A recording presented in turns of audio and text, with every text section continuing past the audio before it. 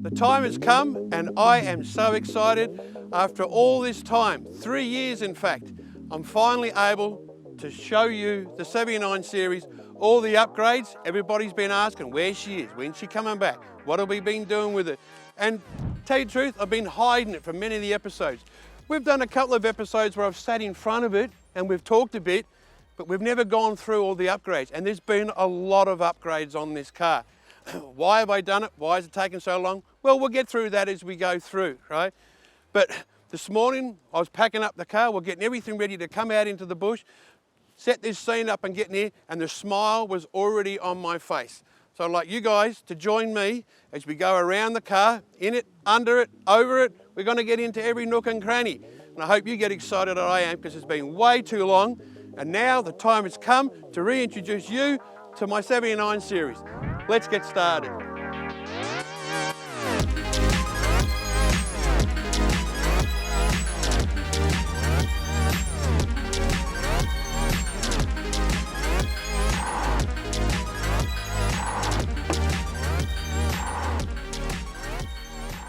All right, we might as well start underneath the bonnet. Seems that the engine bay was probably one of the things that gave you the most amount of grief over the last couple of years. All right, so what has changed? Well, the whole engine's changed. If you look back in some of the other episodes, you would have seen episodes where we actually tried to fix the engine. It was blowing tons of smoke. We tried in vain. We had parts off the engine, we put new intercooler on, new injectors on, new turbo on, new exhaust on, and doesn't matter what it was. It turned out that the internal of the engine had actually failed. It was the ring landings. And it's very important, as I found out, is that dust kills these engines big time, all right? So when you film, you sometimes get too close to the cars in front, episode after episode of that, and year after year. Turns out that's what killed the engine, all right? So an airbox is one thing. Don't drive so close to the guy in front, all right? Here we are. So what have I changed? Well, one of the original things I got here is the Patrol Doctor airbox, and I also still had the original Safari large snorkel. So this is the wide one. And we did that, and it breathes really quiet. In actual fact, when I put the Patrol Doctor airbox in, the sound just went away completely, because it runs the 200 series air element, which is a much bigger air element. From there, obviously, PWR radiator, I swear by them. We put a lot into ones when we're doing the conversions. A lot of customers will upgrade and actually put the big PWR radiator in, especially if they're working and doing a lot of heavy stuff, like 3.5 ton towing and that. We obviously have the PWR intercooler. I went with them. Their technology is just, it's second to none. You really can't go past. So these guys build radiators and that for Formula One cars. You can't tell me that they don't know what they're talking about when it comes to really having the test equipment and everything they need to make sure that if they build it, they're doing it for an absolute reason. Another reason why we actually use their oil coolers in all of our cooler kits. Dual battery. Now I already had 2 batteries here. The rear one used to be for the canopy. Now both these batteries just run the engine bay. So we left them here. We'll get to it. I've got another 2 in the back. We actually had to put another long motor in. We lost the motor, we put another long motor in. It comes with all brand new injectors. I only run standard injectors. My turbo is a mild turbo, so that went back in. We just went through, we had to redo all the air conditioning and all that type of stuff. And me and Greg, we actually did this in the workshop. We actually did it all ourselves. I'm pretty keen. I don't know if there's much more to talk about underneath here, so we'll move on. Oh, you'll see I got my winch box. I'm one of those people that actually has my winch box underneath because I don't like doing it. Now, one of the main reasons is, if we come around the front, I've always loved my bar jar lights, but instead of running round ones, I always run light bars. I actually made these brackets on the side here so I could actually double stack light bar. So being greedy, why have 1 light bar when you can actually have 2 light bars? But I can't put my winch box there. I've got no room to put it behind the grill because I've got coolers for the transmission in there. So we mount it underneath there. I love remote, so all my winching is all done remote. This is an off-road animal bull bar. I've had it on for a few years now. People always say, when are you going to get it powder coated? It actually is powder coated. It's powder coated clear. When they first did this bar, this was actually a test bar. And you can actually see all the markings and drawings and arrows on it originally. And they said, oh, when we're ready, this was one of their very first prototype bars, they said that we'll sandblast it, we'll zinc it, we'll get it all painted or powder coated, whatever you want. And I said, no, don't sandblast it, don't do nothing. I just want it powder coated because I wanted the forged look, the patina. You'd be surprised how many bull bars I've actually sold off of this one because since it has been an original one. I winch, the number plate pops up. I used to run the old rollers and we'd be pulling so much heavy weight, and if you're used to me doing some of the trips, I'd actually pinch the rope in the rollers. So the lead, what do you call it, the fair lead was actually the better way to go, and it works beautiful. We'll just walk around. How about we go around and we'll see what else we find. Me mirrors. I can't speak highly enough about these. I have had a couple of different sets of the clear views. I used to have the bigger mirror. This is actually their latest model version. It's still, it pulls out and extends and shuts back in. You can push it in as you want, and you can also get them. This one's actually got the indicators and everything that actually work on the side of it. I swear by them. I'm one of these people that loves big mirrors. I like to see what I'm doing, especially if you're four-wheel driving, if you're towing a caravan. It's not so much just for the towing and seeing around, but it's when you're trying to back up. You need to see what you're doing. I use the upper mirror for normal, and the lower mirror I'll often use just so I can see the back wheels. And guess what? Not talking about clear view, cop a load of this. Look at me step. Isn't that the most awesome thing you have seen? Now, I've just turned 60. That means I have an excuse to turn lazy. And if I want old man steps to help me get in and out of the car, I think they're absolutely amazing. How easy is this? And look how strong. They're absolutely incredible. I love it. And this isn't an advert for them. They're not paying me to do this. No one on this car is paying me to say these words. These are my words about the things that I put on for the reason that I've done it. And my wife used to hate getting in and out of this car because I've got Recaro seats, which I love as well, but they're high sides. They're hard to get in and out and over, and having that just makes it so much easier. Yeah, look how easy it is. You couldn't do it if you didn't have them. Swear by them. And I'm sure they've got them for most makes and models, so I tell you what, they are the most amazing thing that I've put in this car in a long time. I'd like to say thank you. These are a lot of the people that actually helped me rebuild the car.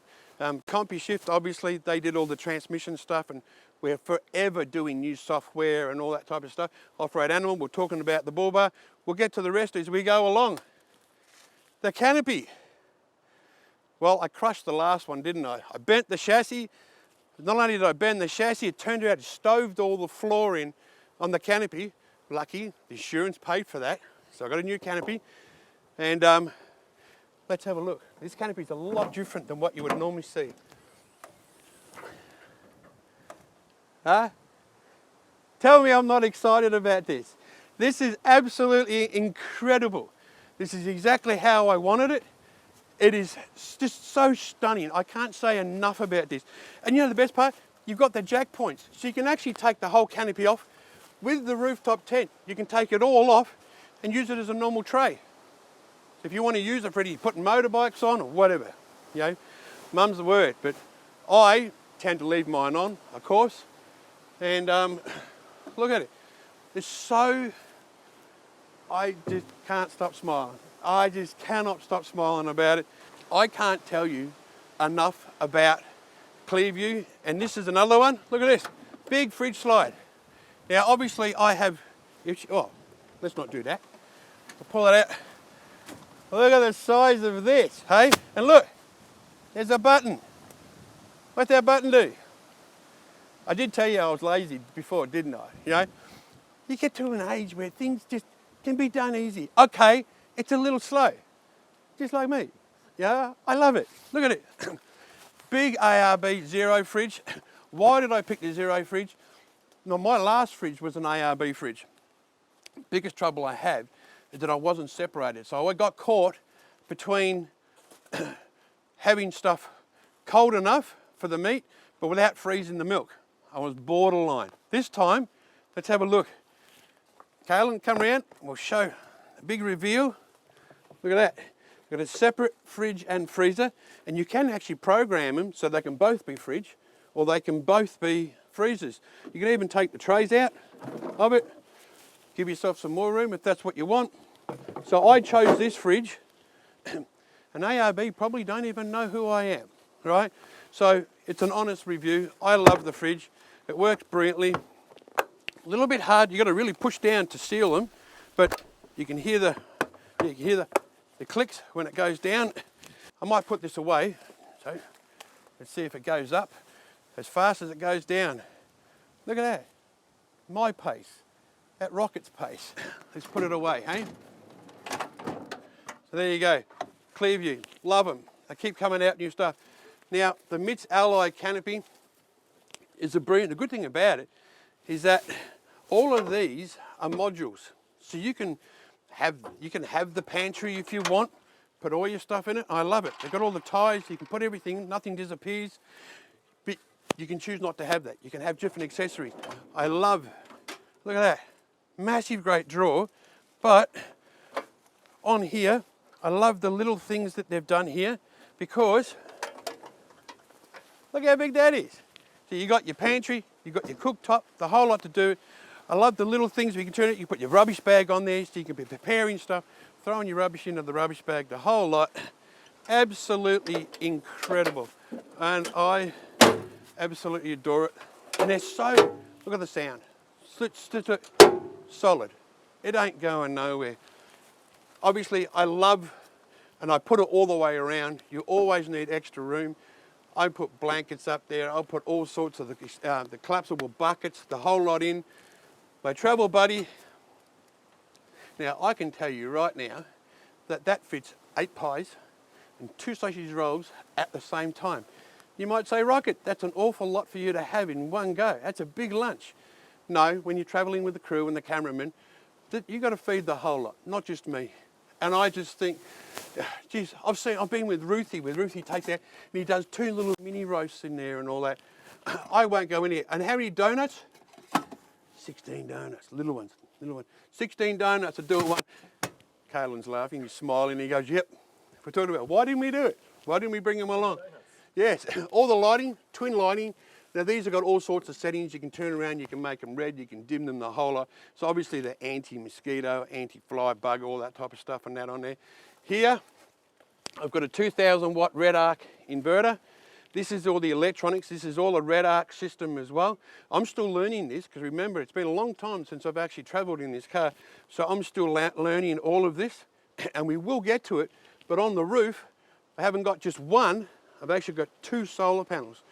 Because I've got the big fridge and I've got so much going on, if we've got film cameras, we've got lighting, I'm trying to charge everything and all that, but they feed straight in. So not only is the car feeding it when we're driving it, but when we stop, the solar panels are always feeding. 2 big lithium batteries. Now they're dedicated to the whole back of the car. And you can see that entire massive panel up there with all the electronics is all red arc. Obviously, your trusty under drawers. I tend to put a lot of recovery bits and pieces in there, chains, all sorts of bits and pieces that you need. What I love most about this, the sealing. When you shut this, you can feel you're actually pushing against that seal a lot. Another thing for MITS Alloy. Also, we come back around here, I've got 2 water tanks. This is actually a 30 litre headboard tank, which comes as a part, or as an option of MITS Alloy. And then underneath, I've also got another 60 litre as well. So this one gravity feeds into the 60. The 60 litre has actually got a pump on it. We'll keep going around. Who doesn't love 2 big spare tyres, right? They're huge. They're also heavy to get on and off, right? But I love doing it. And you know what? One other thing that people just don't realise, especially if you're backing around here where there's trees, they make great rear bumper bars. How many times I've backed into a tree and gone, oh, well, I can't go there. Can stop. Here we go. Another massive drawer in the back. Look how big it is. That's huge. You can actually get longer ones. But I've actually got a water tank under there, and because I've got the water tank, the drawer is limited in size, but just absolutely everything I need. All right, we keep going. This side, I've always had mine as half camping, half ute. So if I want to take chainsaws, I want to take swags or whatever else, and that, this gives me all the room in the world to put everything in. Obviously got all the extra shelves up on top. Same thing, dual lighting, the whole lot.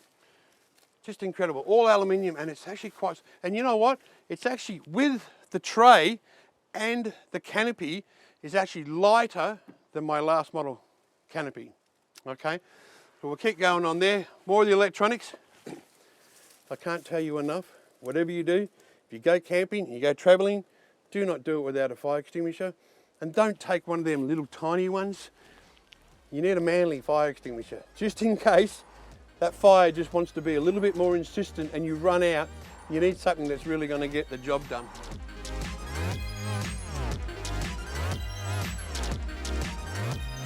So we've got the choice. We can go upstairs or we can go downstairs. Well, I think we will go back to the workshop at some point and we'll look at all the things underneath. So let's go up. I want to tell you, this is where it gets really, really good. How many years have I been running a tent-like rooftop tent? And I love them. They're great. They're value for money. You destroy them. They're a little bit what I call disposable. That if you destroy them, you're not destroying something really expensive. They're great. But I get sick of setting them up. I really get so sick of setting them up. So I went to the Melbourne show and I went there looking for what I could find was absolutely the best rooftop tent that I could actually find, right? I wanted it to be a pop-up type. I wanted it to be not too heavy, to be slim. I needed it to be able to put the 2 solar panels on with all the brackets and hardwares and rails and everything else like that. And without a doubt, it was the Outback Tourer. And those guys were wonderful. They spent the time, as a customer, they spent the time with me trying to work out whether it was going to be right for me. Would it position well? Was I going to put it on the roof? Was I going to put it on the canopy? But because I saved weight on the canopy and I already ran with the rooftop tent on top, I elected to turn around and put it in the same spot. So, I should have gotten the ladder out. I'll show you what we use. Let's go upstairs, eh? Look at that. How easy is that? And it's already got a spot to put it in. I've actually put a couple of little rubber grommets up there. So, and this is what I like about the ladder. It's got a good angle.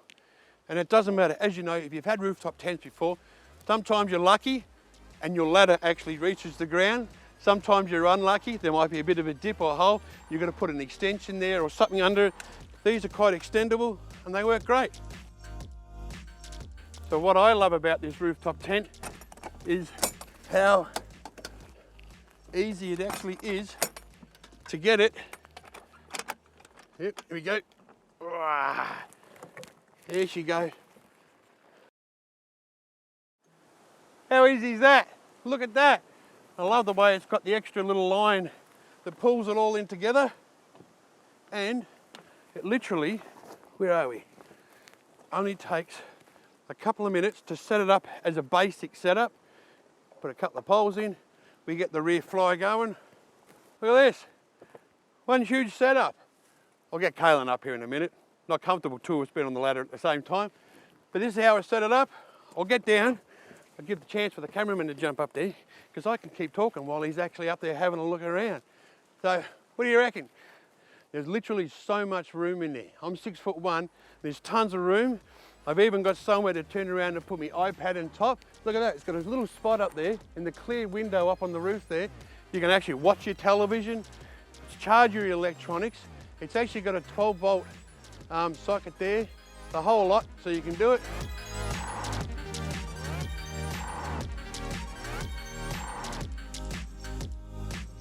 So this is pretty well with the whole fly set up.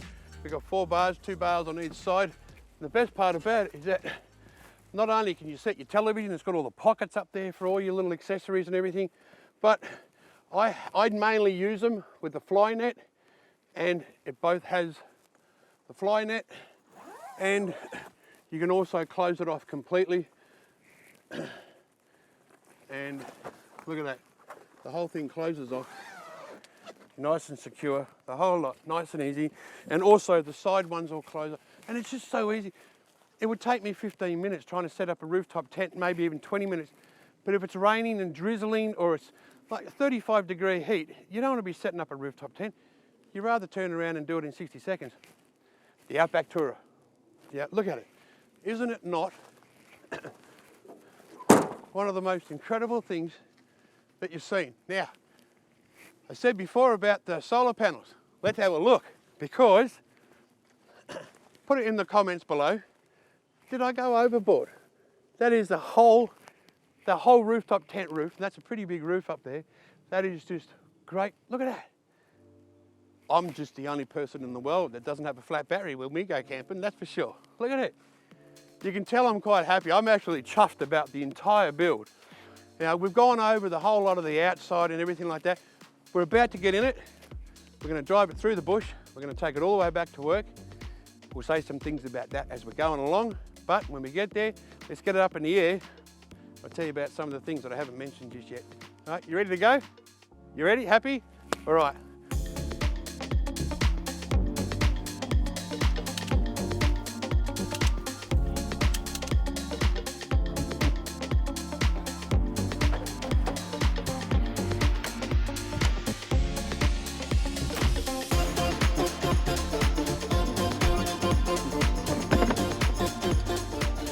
We're off. After 3 years, she's now becoming my everyday driver, and I will genuinely be driving this every day. I'm so excited, back in my comfy seat, okay, my Recaro seats, my old agricultural steering wheel, my old sat-nav, but I can't believe I'm actually driving it. I'm so excited, so elated, and so happy to share this with you. And I tell you what, how about we'll get off this dirt road, we'll get it back to the workshop, we'll get it up in the air, we'll show you around and we'll end it there.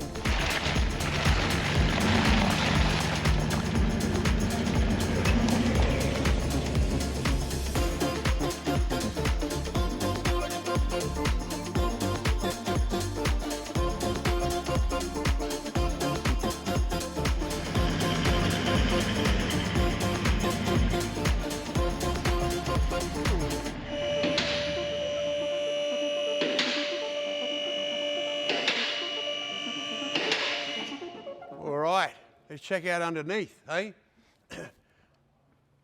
There was a lot of damage, and there still is some damage left. Right above Kaylin's head here, we got, this is actually the centre long-range tank. And it's got a big dent in it. I'll get Kaylin to walk. Look, it's all stoved in there. We go back. This is the rear tank. Look at it. It's supposed to be a 130-litre tank. I think we're down to about 115 with the big dent that's in it. The middle one's 90. I'm pretty sure I'm down to about 80 litres with it all bent in. We replaced all the shockers on the back. My Connies, I love my Connies. These are actually big 90mm bore, both front and rear. We've done that. The exhaust, we had to replace the exhaust because it was absolutely just riddled with oil to the point where even after we put the new engine, you go to start it up and it's still burning off the oil in the exhaust. So we put a brand new exhaust in it and that went really, really well. One of my favourite things, eh? The Yokohama, these are the Geolanders mud terrains. These are what, G003s, so 003s they call them. These are brilliant. I've run a lot of tyres in my time, and I've got to say that these things, the Yokohama G003s, are absolutely amazing. I love them. They're best all round, and they're quiet. Fairly aggressive. You look at them, they're actually fairly aggressive as a mud tyre. But on the road, they're actually really, really quiet, and they've done absolutely amazing. I do have one tyre on the back, which you can get up there. That's a different one. That's what you call a mega mate. That's so aggressive a mud terrain in it. And I can't see what that is, XMT it is. That's all right, but I actually found that on the road, it actually slipped around a little bit. Not as much rubber on that actually touches the road. This is absolutely the best way to go. What else have we done? We've done a new exhaust. We actually just wore the diff head. When we actually drained the oil on it, we had a ton of metal on the magnets and everything like that. So we actually had that rebuilt, which is actually great. All new brakes all the way along. So these are all power stop brakes, the whole lot. New calipers, new rotors, brake pads, the whole lot. We did everything as we absolutely went on there. We got the exhaust coming up. As I said, we did all the front suspension, and that's because I've bent the front housing on the left-hand side. And because of that, they actually replaced the J-Max arm. Not that there was anything wrong with them, it's just a matter of course. And the insurance company did all that. Oh, the big thing. Let's have a look back here. Where is it? On the side here somewhere. How far down? Back here. We actually bent the chassis right here, right about this point. And the insurance company sent it away, and they actually stuck it on a rack, and they actually bent it all back. We got the car back, and we're like, are they going to brace it? They're going to do anything? They said, no, they just bend it back. I said, well, what's going to stop it from bending again? Like, it'll have a weak point for itself. So there was a wonderful company in that, up in Queensland at DMW, and they actually helped us. They actually supplied us with the chassis plates, which are both on the inside and the outside, and they're actually quite long. We had really long on the back, on the inside one. We welded them all in. That was just to make sure that I was absolutely confident that the weak point was absolutely gone. Did it myself. That's what happens when you hit a big ditch, when you're towing something heavy and you've accidentally turned the brakes off on the trailer and that. It was just too much, just constant. It bent my toe tongue, bent the chassis, bent the whole lot. So that's about it. Obviously, me auto, love me auto. Conversions that we've done so many of them now, but that's what this video is not about. So I'm not going to harp on the conversions that we absolutely do. I think that's about it. For underneath, I'm just going underneath, having a bit of a look at anything else. You can see the bottom of the PRW radiator down here. You got to see the top half before. This is the bottom half. And I think that's about it. So I think this brings about the end of the episode. And please, if you've made it this long and watched the entire episode, my hat goes off to you. I hope you're excited as I am that I finally got the old gold on the road. Please, in the comments below, would you have done things any differently to what I am? Is there any questions that you have? Please, if you've got any questions about any of the upgrades that I've done on the vehicle, please put it in the comment below. I will actually personally be monitoring that. So we'll go through. Doesn't matter what it is. Let's get in there and have a look at it. But most importantly, please like and subscribe. Oh, there's one major thing I forgot to tell you. The biggest upgrade that we've actually done on the whole car is that we've actually upgraded and put a brand new